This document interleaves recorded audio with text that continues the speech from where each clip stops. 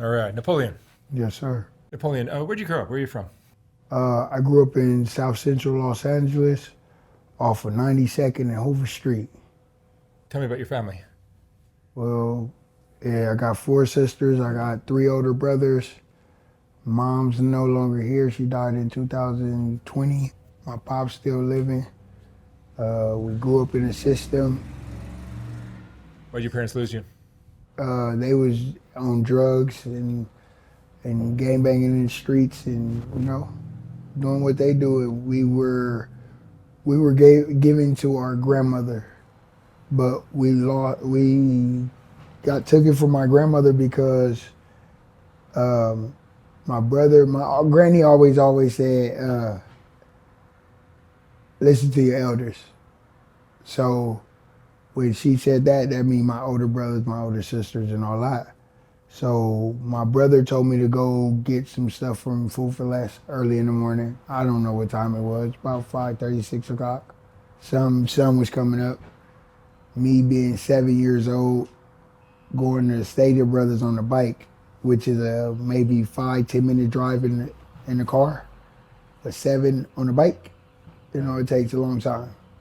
So my grandma thought I ran away and she whooped me, which I had 21 open wounds on my back. Still sent me to school. And that's how we winded up in the system playing. I was playing sports in PE. My back started bleeding. They sent me to the nurse. The next thing you know, DCFS was called. How would you describe your childhood in general?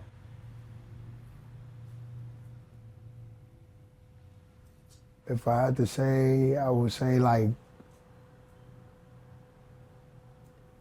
up and down, or like a yo-yo, because I never stayed in the same foster care. I never stayed in the same house for more than 2 months. I was either fighting a foster care parent, fighting my brothers, or school doing some dumb shit or running away. Your gang life started for you when? I started gangbanging at 13 also. So which gang? I'm from West Side 92nd Street, Hoover, criminal gang. So you're a Hoover criminal. Yes, orange rag Taliban's.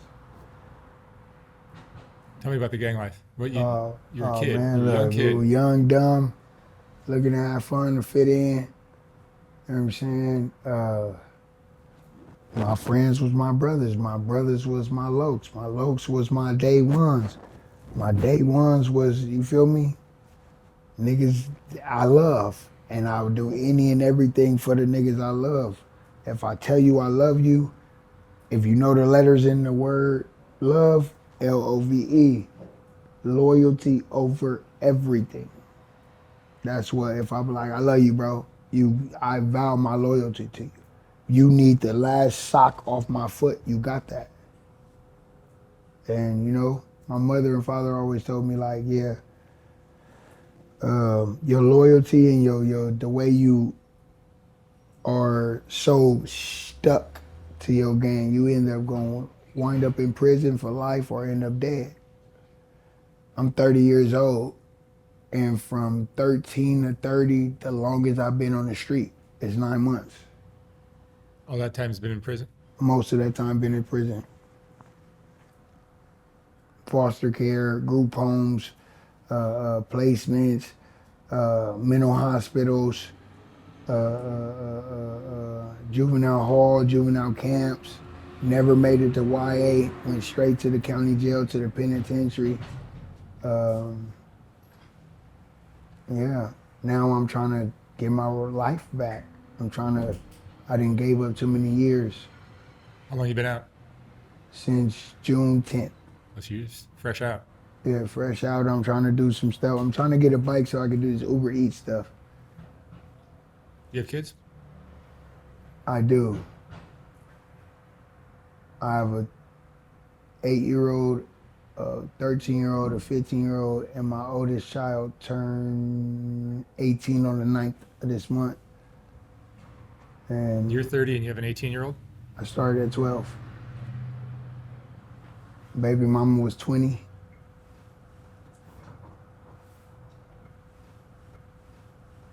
What if you had to point a finger at what led you on this path of a lot of prison time and a lot of kids that you're not watching, parenting? Are drugs part of your life? Yeah, I do crystal, I do marijuana, I didn't try heroin, I didn't try cocaine, not crack, but I didn't try powder cocaine, I didn't try sherm, I didn't try mollies, I didn't try ecstasy. So what would you point a finger at? That Just the lack of structure, the lack of male role models. did you have any role models? I really didn't. Like when I went to the system, they took all three of my brothers and put them in one place. They took my two little sisters and let them go with my auntie, and me, my sister, and my oldest sister and my second oldest sister went to the same spot, but that didn't last long because we ended up beating up the lady that was taking care of us and running away. And we were probably there for like 2 weeks. So A lot of chaos. I'm very angry. I try to control it. Just like about what, 4 days ago, sis? I just got in about 3 fights in one day and broke my pinky. I haven't went to the doctor, no nothing, put some ice on it, whatever it is, what it is. But yeah, like I try to control my anger, but it's the little things that get me mad. It's not really even the big things. You can call me out my name, you can say fuck my mama, all the shit. Might get mad, but I might not do nothing. But it's the littlest shit that gets me irritated. The littlest shit that gets me irritated.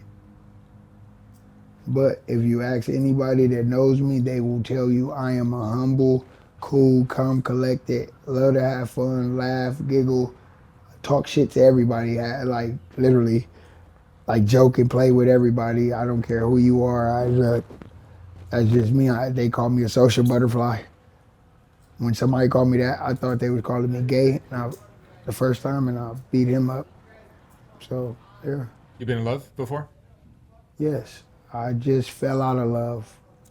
I was just with, like, all right, off and on my baby mama, but for the last 7 years, we've been going strong. But for these last few months, it's just been arguing, fussing, arguing, fussing, arguing, fussing, arguing, fussing. I don't know, it's because if she's pregnant now, because I just got a text earlier of a sonogram. Is that the word? Sonogram? Sonogram, yeah. All right. Yeah, I just got a picture of that she's pregnant again. And You feel like there was a lack of opportunity in your life? a lot of lack of opportunities. And it's not opportunities that presented itself, it's lack of taking advantage of the opportunities. I had a full scholarship at the University of Hawaii to play football. You did. I chose the streets. It's like 3 or 4 people right now want to sign me to record labels, but they're iffy on me because I keep on going back and forth from jail. Like right now, my grandma always said, when you get tired of being sick and tired, you would change. I'm at that point where I'm sick and tired of being tired. And What was going through your head when you were passing on a full ride scholarship? well, I wasn't really passing it on. I went down there for summer, whatever, to check it out and see what everything was about and all that. Then when I came, well, not summer, but when I went out there to visit and take a tour of the campus and all that, when I came back out 2010, summer 2010, I ended up getting locked up for a robbery. Oh. So that's what fucked my shit off. That'll get in the way. Do you still have hope of getting your life together? A little bit, like right now, like I've been homeless for the last few months. I've been trying to hustle up $20, $30, $40 just to by 2-3 hours in a room. Like, I don't got it like that. What I kind don't. of by what means do you make money? How do you make money? I sell dick.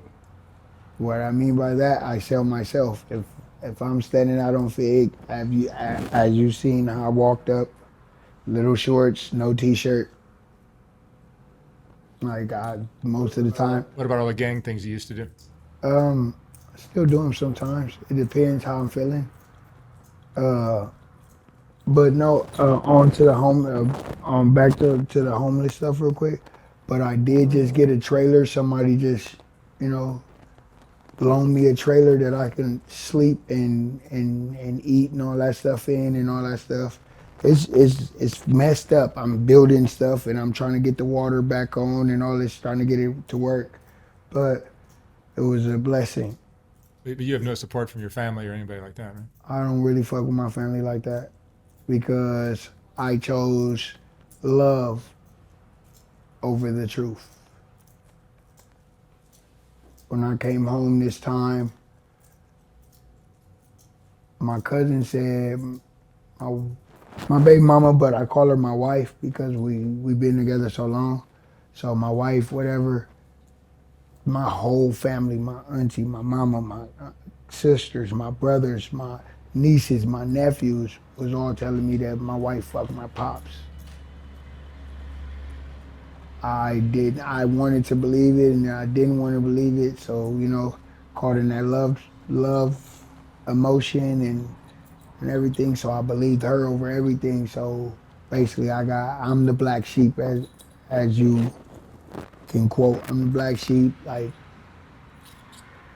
so they don't really fuck with me like that. Like if we was to go to a function or a party or something, I'm not invited because they already think, oh, he's gonna fight, he's gonna get into some shit, he's gonna bring some drugs, he's gonna do something, he's gonna steal something. They already think that. But honestly, I only cause harm to people that cause harm to me. I only disrespect when I feel disrespected. There's no reason for me to just come out of the woodworks or the blue or out of nowhere just to disrespect any man, woman, child, beast, no nothing. I was grown up with respect. I was raised with dignities and morals and stuff like that. But at the same time, some people deserve to get what they got coming. You know, What are you afraid of at this point in your life? death. That's about it. Other than that, I'm not scared of no soul on it. You bleed just like me.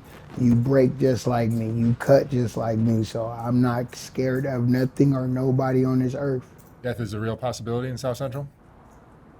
I done got shot twice already. Like, That wasn't really a question. That yeah, was, it's a great possibility. But like I said, I done got shot already. I done took 2 for the land. You feel me? It is what it is. it's dangerous down It there. comes with the territory. You know what it is when you sign up. Either you with it or you not.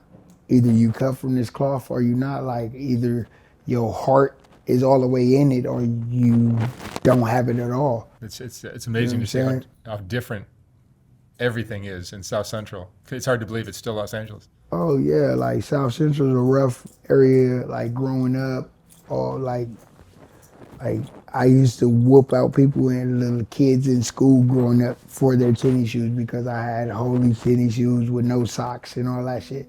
How many of your Hoover friends are gone now? Like dead, Gone, yeah. all my Hoover falling stars, groove on Hoover Street. A lot, a lot. And some of my best friends, some of my lokes, some of my day ones, like knee high to a grasshopper. Like these niggas didn't like literally fed me, bathed me. Like when I was a kid, like you know what I'm saying, a couple years older than me and helping moms and helping auntie out with us and all like and then my OG homies like that I miss so much, like on Over, Big Bambino, Birds, Lil, Tiny Chill, Hoover, like dead homies. I can go down the list. Poochie, Touche, TLD. We were like, Sharky, HIP my local, over my day one. I can go down the list, but those was all solid, older and young in my age, like young homies and big homies and my age homies, like solid ass niggas like on Hofa. Nigga like, nigga would say fuck you to, like we'd talk shit to each other like fuck you nigga, we almost getting down. But I guarantee a nigga that we don't know say something about our conversation, we both turning on him type shit. Fuck, you ain't got nothing to say about this. Now we about to whoop your ass for jumping in. Like, that's what my niggas like. We get down and the next thing you know, we smoking a cigarette or drinking some drink after each other, laughing about the situation. Oh, nigga, you ducked this way. Oh, nigga, you hit me over here. Like, shit like that. Those my, like, my real day ones, my real lokes. What are the differences between Bloods, Crips, and Hoovers? We a different breed on West Side. Hopefully, like, we like grimy, schneindy. If it ain't Hoover, it ain't scandalous. If you ain't from the Max 90s, you ain't grimy. You feel me? 716 with the 6 whack, West Side Hoover. We did that. H hats to the front. You already know we sagging fig. But yeah, we a different breed. Like everybody know what it is. I don't have to really speak up on the gangland or nothing like that, but niggas know on Hoover Street. Niggas know. What's your biggest regret? Huh? What's your biggest regret in your life? My biggest regret is not being there for my mother's funeral, the dead homies. You're in prison? I don't know if I was in prison. She had a heart attack coming up the driveway, and she just put her my nephew just put her grandson in the car. My sister just pulled off. So yeah, not being there for her and not listening.